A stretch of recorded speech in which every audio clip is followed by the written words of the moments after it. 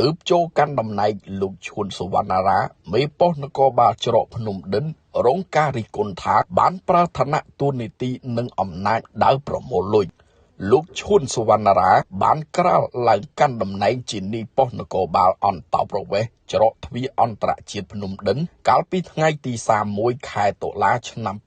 2025ជំនួសលោកវរៈសេនីយ៍ឯកអុកកឹមកណ្ឌិកាមកដល់ពេលនេះលោកវរៈសេនីយ៍ឯកឈួនសុវណ្ណារានាយប៉ុស្តិ៍នគរបាលអន្តោប្រវេសន៍ច្រកទ្វារអន្តរជាតិភ្នំដិនត្រូវបានមន្ត្រីថ្នាក់ក្រោមមិនសូវសប្បាយចិត្តនិងនិយាយដើមថាប្រមូលសេដ្ឋកិច្ចនិងបើកដៃឲ្យឈ្មួញទាំងតូចទាំងធំសម្រុកដឹកជញ្ជូនទំនិញកិច្ចពន្ធទំនិញបង់ពន្ធមិនគ្រប់និងទំនិញខុសច្បាប់យ៉ាងគំហុកប្រមូលលាភសក្ការៈដើម្បីស្រង់ដើមឈ្មួញមកពីខេត្តនានានិងអាជីវករបានត្អូញត្អែថាលោកវរៈសេនីយ៍ឯកឈួនសុវណ្ណារា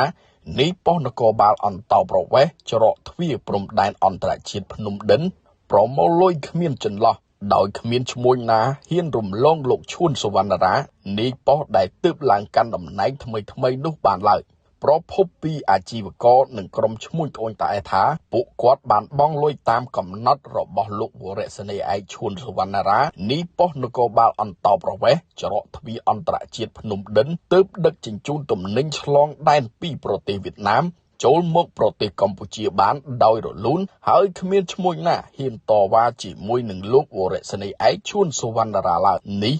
មិននិយាយពីការបង់ពន្ធគយនោះទេបើតាមការបង្ហើបពីឈ្មោះដឹកទំនិញរកស៊ីឆ្លងកាត់នៅច្រកទ្វារអន្តរជាតិភ្នំដិនស្រុកគិរីវង្សបានឲ្យដឹងថាសកម្មភាពក្រុមឈ្មួញនាំចូលទំនិញកិច្ចពន្ធទំនិញបង់ពន្ធមិនគ្រប់និងទំនិញខុសច្បាប់ពីប្រទេសវៀតណាមចូលមកប្រទេសកម្ពុជាគឺប្រភពចំណូលដ៏សំខាន់បំផុតរបស់លោកវរៈសេនីយ៍ឯកឈួនសុវណ្ណារានាយប៉ុស្តិ៍នគរបាលច្រកទ្វារអន្តរជាតិភ្នំដិន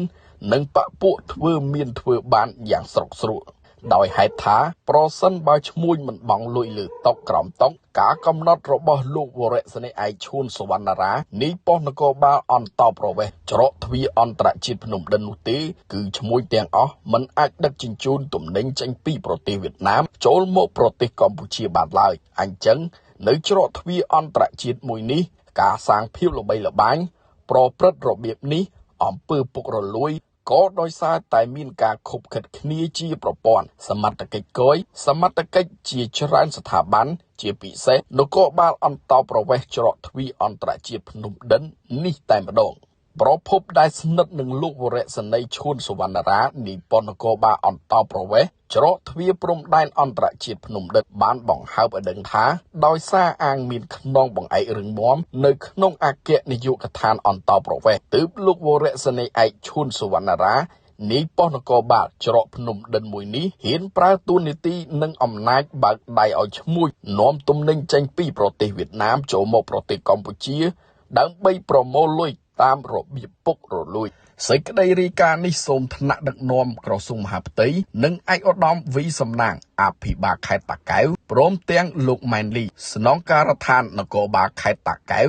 ជាពិសេសឯកឧត្តមសេនីយ៍ឯកសុកវាសនាអគ្គនាយកនៃអគ្គនាយកដ្ឋាននគរបាលអន្តោប្រវេសន៍ជួយដាក់មន្ត្រីជំនាញចុះសិក្សាស្រាវជ្រាវនៅភាពមិនប្រក្រតីរបៀបពុករលួយរបស់លោកវរៈសេនីយ៍ឯកឈួនសុវណ្ណារានាយប៉ុស្តិ៍នគរបាលអន្តោប្រវេសន៍ច្រកទ្វារព្រំដែនអន្តរជាតិភ្នំដិននេះផងពាក់ព័ន្ធនឹងករណីខាងលើនេះអង្គភាពសារព័ត៌មាននឹងរងចាំការបំភ្លឺគ្រប់ភាគីពាក់ព័ន្ធទាំងអស់